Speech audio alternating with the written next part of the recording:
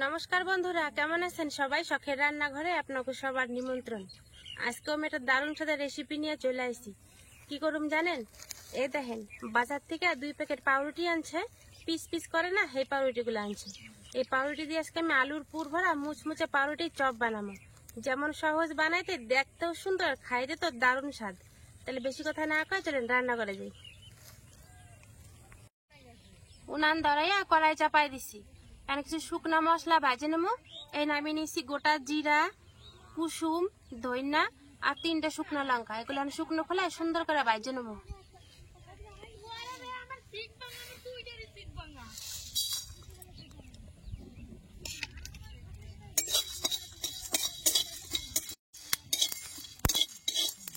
মশলাটা আমার ভাজা হয়ে গেছে, এবারে নামাই নেবো।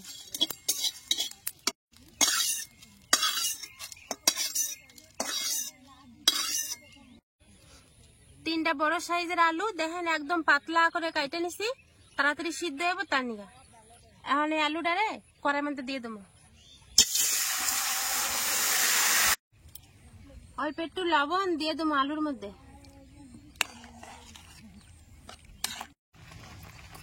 দেখেন 1 প্যাকেট টোস্ট বিস্কুট আনছি। আলু যতক্ষণে সিদ্ধ হইব ততক্ষণে বিস্কুটটা বাইটে নেব।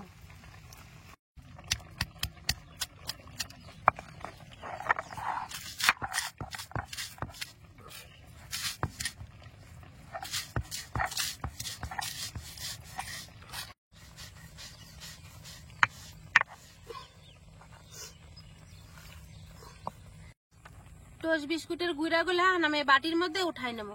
আর কেমন পরিমাণে গুঁড়া করছে আপনারা তো দেখছেনি, একদম মিহি করার দরকার নেই, একটু গোটা গোটা থাকলেই হইব। টোস্ট বিস্কুট গুলো আমার গুঁড়া করা হয়ে গেছে। তাহলে যে বাইজে রাখা শুকনো মশলাগুলো আদা গুঁড়া করে নেবো। মিহি করার দরকার নেই, আদা ভাঙ্গা করে নিলেই হইব। আদা ভাঙ্গা করে নিলে খাওয়ার সময় মুখে পড়বো, তখন খাইতেও ভালো লাগবে। এই দেখেন আমার মশলাগুলো আদা গুঁড়া করে নিছি, এখন প্লেটের মধ্যে উঠাই নেব।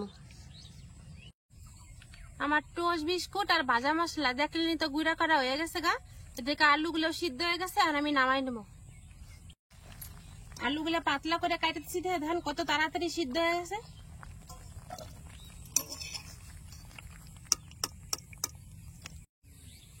এবার আমি আলুর পুরটা তৈরি করে নেব। এর নিয়ে কিছু কাঁচা মশলা লাগবে আমার, আপনার করে দেখাই দিই। একটু বেশি করে পেঁয়াজ কুচি নেবেন, আর পেঁয়াজটা একটু মিহি করে কুচাবেন। আর আদা কুচি, কাঁচা লঙ্কা কুচি আর রসুন কুচি। কাঁচা লঙ্কা কুচিটা যে যেরকম জাল খেতে পছন্দ করেন সেরকম মতো নিয়ে নেবেন। এবার কড়াইতে সর্ষের তেল দিয়ে দেবো। অল্প একটু জিরা সোমবারে দিয়ে দেবো। এবার রসুন কুচি দিলাম, কাঁচা লঙ্কা কুচি, আদা কুচি।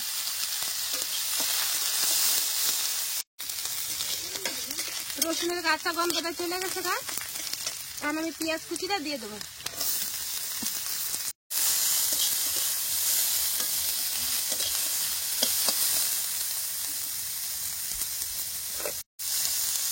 এটা স্বাদ মতো নুন দিয়ে দেবো।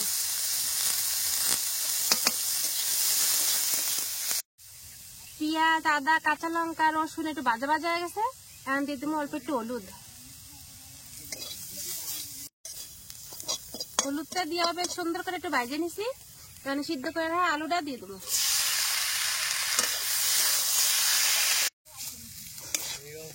এই দেখেন বন্ধুরা, আলুটা আমার চপের আলুর মতো সুন্দর ভাজা হয়ে গেছে। এর মধ্যে আমি কিছু মশলাপাতি দিয়ে দেবো। এই যে ভাইজা গুঁড়া করা মশলাটা এখন আমি দিয়ে দেবো।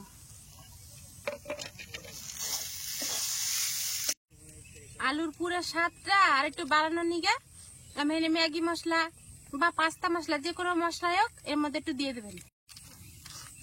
খুব বেশি দেওয়ার দরকার নেই, অল্প করে দিবেন তাহলেই হবে। আলুর পুরটা আমার রেডি হয়ে গেছে, আর খুব সুন্দর একটা গন্ধ আসা ধরছে, মানে সুঘ্রাণ যারে কয়। এবার আমি নামাই নেব। এই যে একটা বাটিতে 2 চামচ ময়দা নিছি, আর এই ময়দাটা একটু ঘন করে গুলাই নেব। বেশি জল দেওয়া যাবে না, অল্প একটু জল দিয়ে ঘন করে গুলাইতে হবে।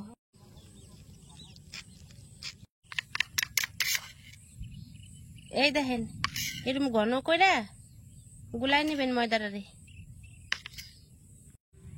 এদিকে একটা বাটির মধ্যে 3টা ডিম ভেঙে নিছি, তার মধ্যে সামান্য যে লবণ দিয়া গুলাই নেবো। শুধু লবণ দিলে আর কিছু দেওয়ার প্রয়োজন নেই। সমস্ত মশলাপাতির কাম আমার শেষ হয়ে গেছে গা। এখন পাউরুটির কামটা করুন। তার আগে আপনা করে কই দেখেন চারিপাশে কত মেঘ, না মেঘের জ্বালায় অন্ধকার হয়ে গেছে। ভিডিওটা কেমন করুম কইতে পারতেছি না। তাড়াতাড়ি করে চলে রাতের কাজটা শেষ করা যাক। শুকনো পাটার উপরে আমি 1 পিস পাউরুটি নিছি। আপনারা এখানে বেলুন চাটিও নিতে পারেন, কিন্তু আমার চাটুটা এখন ভিজে গেছে দেখে আমি শুকনো পাটার মধ্যেই করা ধরছি। এখানে পাউরুটিটা এই যে গ্লাস দিয়ে মাঝখানে সাদা অংশটুক খালি কাটে নেবো। এটা কাটতে বেশি অসুবিধা হয় না, গ্লাস দিয়ে একটু চাপ দিলে সুন্দর করে বেরিয়ে যায়। আর এরকম করে আমি সব পাউরুটি গুলোরই কাটে নেবো, আর এই অংশটারে বাদ দিয়ে রাখবো। এখন একে একে আমার সব পাউরুটি গুলো কাটা হয়ে গেছে গা। আর কাটতে কত ভালো লাগতেছে, দেখেন কি সুন্দর হয়েছে না। এই দেখেন সমস্ত পাউরুটি গুলো আমার কাটা হয়ে গেছে। আর এগুলো একটু বেলে নেবো। পাউরুটিটা দিয়া একটু হালকা হাতে এটা চাইপা একটু বেলে নিবেন। ব্যাস হয়ে গেছে, দেখছেন কত বড় হয়ে গেছে না। এবার সব রুটি গুলোই আমি এরম করে বেলে নেবো।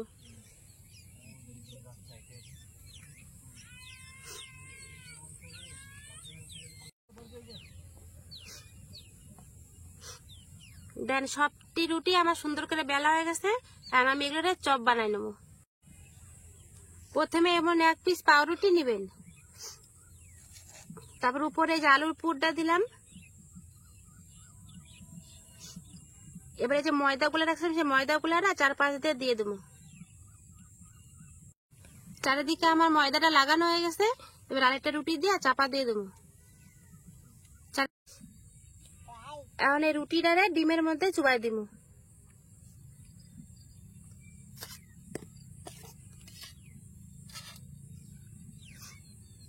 সুন্দরভাবে মাইখা গেছে গা।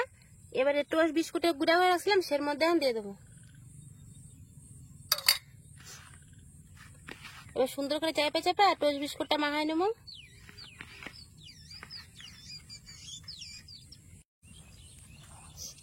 এই দেখেন আমার একটা চপ তৈরি হয়ে গেছে। এখন এটা ভাজলেই রেডি হয়ে যাবো গা। আমি এরকম করে সব করে চপ শেপ দিয়ে নেবো। এই দেখেন বন্ধুরা আমার পাউরুটি চপ গুলো সব শেপ দেওয়া হয়ে গেছে গা। আর দেখতে কত সুন্দর লাগা ধরছে না। আর এমন বৃষ্টি নামছে চারিদিকে মেঘের অন্ধকার তো হয়েছে, সন্ধ্যা হয়ে গেছে গা। ভিডিওটা জানি দেখতে একটু অসুবিধা হবে আপনাকে, তবু কষ্ট করে দেখে নেবেন। এদিকে আমার তেলও গরম হয়ে গেছে গা। আর আমি এগুলো সুন্দর করে ভাজি নেবো লাল লাল করে।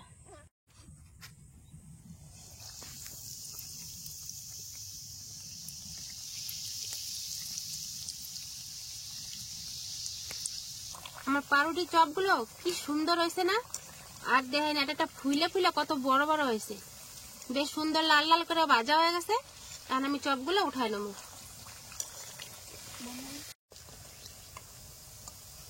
দারুণ সুন্দর হয়েছে, দেখেন একবার খালি। এবার বাকি চপ গুলো আমি একই রকম সুন্দর লাল লাল করে ভাজে নেবো।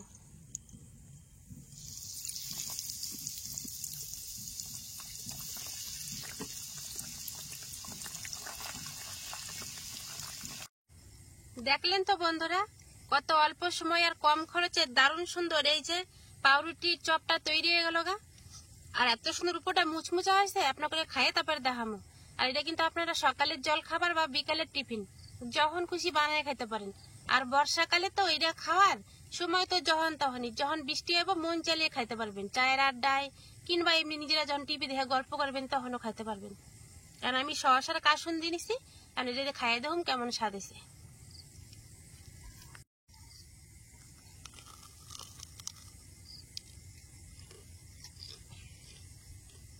দারুন পাউরুটি তো নরমই আপনারা জানেন।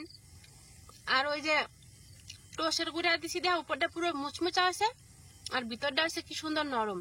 দাঁড়ান বাইঙ্গা থাকে আপনার ভিতরটা কেমন হয়েছে, কাছে আসেন।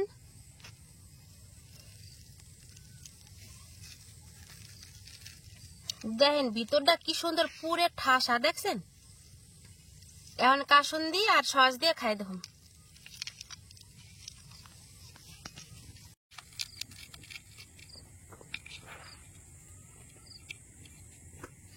গরম গরম চপ, কাসুন্দি আর সস, ও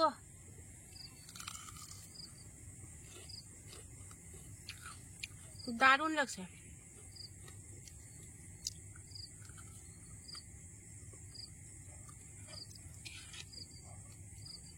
যদি আমার এই সহজ রেসিপিটা আপনাকে পছন্দ হয় তাহলে অবশ্যই একটু লাইক, কমেন্ট, শেয়ার আর সাবস্ক্রাইব করে দিবেন। আর ফেসবুকে থেকে দেখলে ফলো করতে যেন ভুলেন না।